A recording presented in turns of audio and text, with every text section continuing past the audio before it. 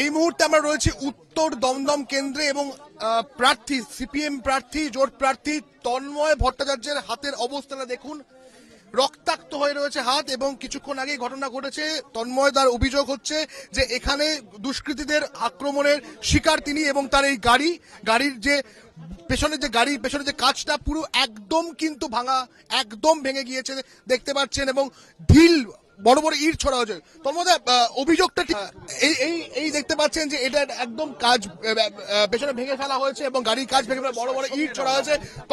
তন্ময় ভট্টাচার্য অভিযোগ শুনতে পারেন। তন্ময় কি হয়েছিল ঘটনাটা বলবেন প্লিজ? আমাদের এই অঞ্চলের একজন ভোটার, বামপন্থী ভোটার হ্যাপি চন্দ, গত ফেব্রুয়ারি মাসে তার ওপেন হার্ট সার্জারি হয়।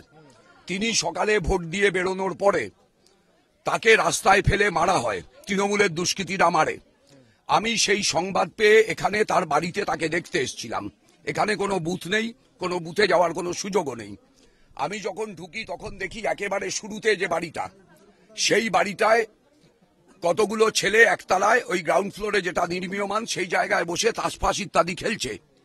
আন্ডার দ্য লিডারশিপ অফ টেপা, known criminal of TMC here in this area, লালটু দাস, বিল্টু দাস, লালটু বালা, নির্মল কুন্ডু, বাবু, এদেরকে আমি বাই নেম চিনি, বাকিদের আমি বাই নেম চিনি না।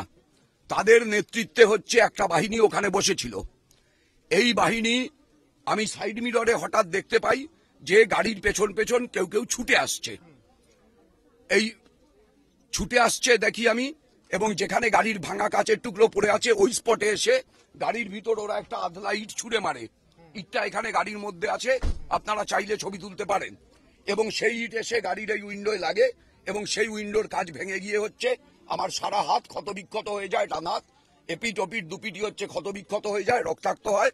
আমি তখনই ঠিক করি, এখান থেকে আমি এসিপি সাহেবকে ফোন করি ও আইসি সাহেবকে ফোন করি। তারা বলেন আমরা আসছি, আপনি স্পটে থাকুন। বিভিন্ন মিডিয়া তারাও কোন সূত্রে শুনে আমার কাছে জানতে চায়, আমি তাদেরকে জানাই এবং তারা হচ্ছে পরপর এসেছেন আপনারা। এই হচ্ছে ঘটনা। তৃণমূলের দুষ্কৃতীরা গত 3 দিন ধরে এই অঞ্চল জুড়ে, পাটনা ঠাকুরতলা জুড়ে ব্যাপকতম সন্ত্রাস চালাচ্ছে, ব্যাপকতম। কাল রাত্রিরে হোল নাইট করেছে, বাড়ি ভাঙচুর করেছে, পরশুদিন রাত্রিরে করেছে। আমাদের এখানকার শাখা সম্পাদক শঙ্কর চক্রবর্তী, তার বাড়িতে হামলা করেছে, তাকে ধাক্কাধাক্কি করেছে। 3 দিন ধরে এই ঘটনা তৃণমূলের দুষ্কৃতীরা ঘটিয়ে চলেছে। আমরা বারবার পুলিশের কাছে বলেছি, নাম করে বলেছি, কিন্তু কেউ গ্রেপ্তার হননি। এখন আমার উপরে এই আক্রমণ হলো। আমি একটাই জিনিস মনে করি, ওরা ভয় পেয়েছে, সেই জন্য আক্রমণ করে আমাদের দমিয়ে দিতে চাইছে। আমরা কোনো আক্রমণে দমব না।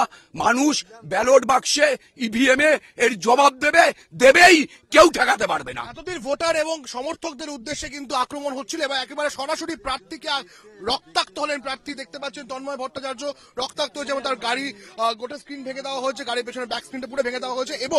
এবং যেটা বিষয়টা হচ্ছে যে এই মুহূর্তে কিন্তু তারা এই পুলিশে অভিযোগ জানাতে চলেছেন সিপিএম প্রার্থী উত্তর দমদম কেন্দ্রের সিপিএম প্রার্থী তন্ময় ভট্টাচার্য। ক্যামেরা রোজারিওর সঙ্গে রক্তিম ঘোষ, এবিপি আনন্দ, উত্তর দমদম।